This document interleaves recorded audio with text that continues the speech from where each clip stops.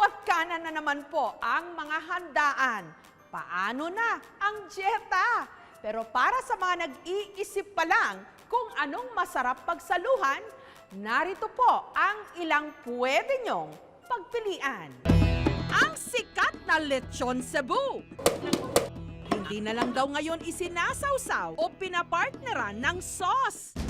Binubudburan na rin ng tsokolate. Paandar ito ng tinaguriang chocolate queen si Raquel. Naisipan kasi ni Raquel na ibida rin ang tsokolating Pinoy sa pagkakataong ito. Binilog niya, tinawag niya itong Cacao de Bola. Na-encounter ko yung mga international chef na sasabihin sa akin na meron daw silang queso de bola. I-grate nila sa pasta. Then ngayon, naidugtong ko ang lechon at saka cacao de bola. Very inviting kasi yung flavor ng cacao, natatakpan yung umay na parang yes, it balanced. And of course, the health benefits of cacao. So na-less yung bad fat. Taong 2013 nung naisipan ni Raquel na ihalo ang kanyang tsokolate sa iba't ibang mga pagkain. Kabilang na ang sikat na lechon Cebu, pantanggal umay na rin. Ano naman kaya ang lasa? Bagay yung kakao sa lechon kasi yung kakao hindi mapait, may level up yung sarap. Di na siya kailangan lagyan ng sauce kasi parang blended na siya. We use fermented beans. Para siyang black pepper. So nag-add siya ng spice, ng seasoning, mayroon siyang nuttiness and sourness. So hindi na kailangan magsawsaw ng suka. Dito naman sa Angeles, sa Pampanga, ang kanilang pork belly o liempo, ulam na, kanin pa, pinalamanan kasi ito ng bringhe, presenting bringhe chon. Ilang linggo bago ang Pasko, dagsana ang order ng bringhe chon ni na Rolly. Sa araw na ito, hindi nga halos magkanda-ugaga ang kanyang mga tauhan sa pagdedebone o pagtanggal ng buto sa 60 piraso ng liempo o pork belly. Hihiwa niya bawat side, tapos kukunin sa ilalim. Hihilain, tapos hihiwa. Lahat ng bone dapat matatanggal. Sa pag-marinate, meron silang istilong sinusunod. Every laman ng belechon, nakapahid lahat yung marination. May sikreto ginawa mami ko dyan eh. Pinagdadasal pa namin yan eh. Nilalagyan namin kuros para mas masarap ba daw siya. Sunod itong itatali at iimbak sa loob ng 3 araw para raw manuot ang lasa sa karne. Isipan ko lang na gumawa ng liempo na ka-roll. May mga nilagay ako ng mga spices saka herbs. Hindi na gusto ng mother ko kasi daw walang lasa. After a week naman, sinubukan niya siyang gumawa. Yung marination na yun ang tinuloy namin. At dahil trademark ng mga kabalen ang bringhe, ipinalaman nila ito sa kanilang lechon belly. Para masigurong malutong, isinasalang sa oven sa loob ng 4 na oras.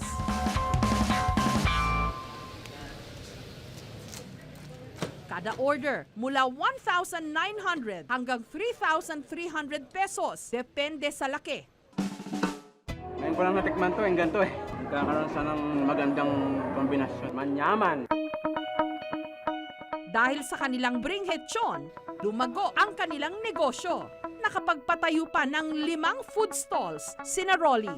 Bisyo ko talaga, yung family gathering, doon kami nag-umpisa eh. Kwentuhan, kasiyahan, yun yung parang feeling of Christmas kapag meron kang nakahanda sa mesa mo. Confirmed na simoy Pasko na kung nangangamoy sa ere ang puto bumbong at bibingka. Pero para sa mga nahihirapang mamili kung alin ang mas masarap na merienda, pwede nang matikman sa iisang bilao ang parehong puto bumbong at bibingka na meron pang bonus na pichi-pichi. Naisip daw ito ni Tia Bel matapos isa-suggest ng isa sa kanyang mga customer. That time, ang lagi lang namin binibenta yung mga individuals. Gusto ko tikman to, gusto ko tikman yun. Lalong patikim-tikim na iba-iba, lalo ka nasasarapan, iba-ibang lasa. Ang kanyang mga kakanin, mano-manong iniluluto gamit ang kalang de uling. Sa araw-araw kami po ay nakakagawa mula 300 to 1,500 na pichi-pichi. Yung natapos namin galapong, lalagyan po namin sa sakong katsa. Pipigain siya para kumatas ang tubig.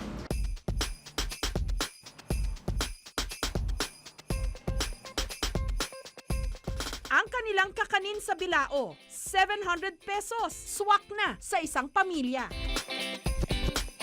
Hindi nakakasuya. Ang lambot niya, pinong-pino talaga siya. Masarap. Although mahirap, maproseso, may trabaho, sabi ko ipagpapatuloy ko to kahit mahirap. I just want to look after our old traditional food. It's not because para kumita ako. It's because para maipagpatuloy ko yung mga ating pagkain ng araw na hanggang ngayon kailangan nating makita ng kabataan. Mula dito sa Silang Cavite. Isa pa sa classic na panghimagas, syempre, leche flan. Pero ang dessert na ito, mukha mang leche flan sa labas, sa loob, meron palang sorpresa. Ang ilalim kasi nito, parang sapin-sapin na pinaghalong cassava, ube at leche flan na tinawag ni Chef Sunny na kasube flan. Gusto ko kasi maging kakaiba na kakanin. Kasi wala nga nagsiserve dito sa Manila eh. Kung meron man, sobrang konti. Tsaka sa mga bandang provincial area na. Parang masusurprise sila. Uy, iba to, ibang sapin-sapin to. Ang una nating layer na gagawin ay yung cassava cake. Pagkatapos nating haluin, ilalagay natin sa baking pan. Tsaka natin i-oven ng 1.5 oras. Gawin naman natin yung halaya na natutunan ko pa sa lola ko nung bata ako. So, luto na yung ube natin. Pwede na natin siya ilagay sa cassava. Gagawin naman natin yung last layer, which is yung leche flan. Pwede na natin ilagay yung leche flan mixture sa ibabaw ng halaya. So, after 1 hour and 15 minutes, luto na ang ating kasube flan. Ang inspirasyon daw niya sa dessert na ito, ang kanyang Lola Lita. Nung bata kasi ako, lumaki din ako sa lola ko. Mahilig siya magluto. Pag umuwi ako weekly, pagbalik ko, lagi ako may dala na kakanin. Pag Christmas, tumutulong ako sa lola ko at sa nanay ko na magluto. 230 pesos kada lyanera ng kasube flan na pwedeng tumagal ng 4 na araw basta't nasa ref. Tama lang po yung tamis ng leche flan, tapos yung ube. Tama po talaga lahat. Perfect combination po siya. Pwede po bang mag-take out?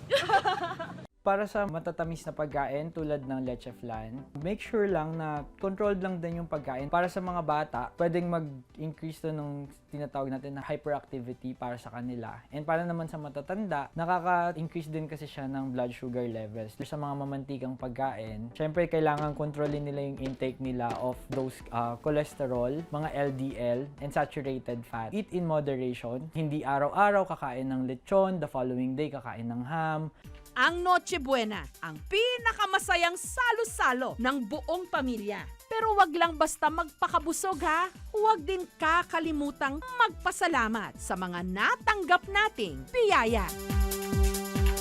Mga kapuso, kung nagustuhan niyo po ang videong ito, subscribe na sa GMA Public Affairs YouTube channel and don't forget to hit the bell button for our latest updates.